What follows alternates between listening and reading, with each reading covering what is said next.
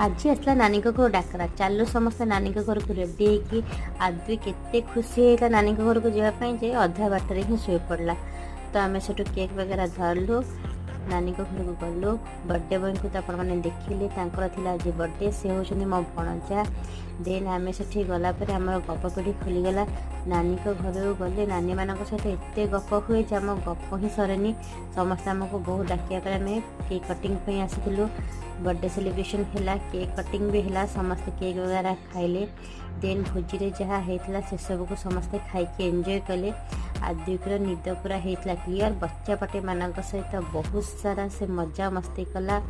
Then तार कारनामा देखिए पार ना से शोई पड़ता बोली समस्त को लास्ट को कारनामा देखला आसला बेल को समस्त को प्रणाम कला समस्ते होते खुशी। देन आम घर को रिटर्न करूँ। वीडियो जब भल लगी था लाइक शेयर सब्सक्राइब करेंगे।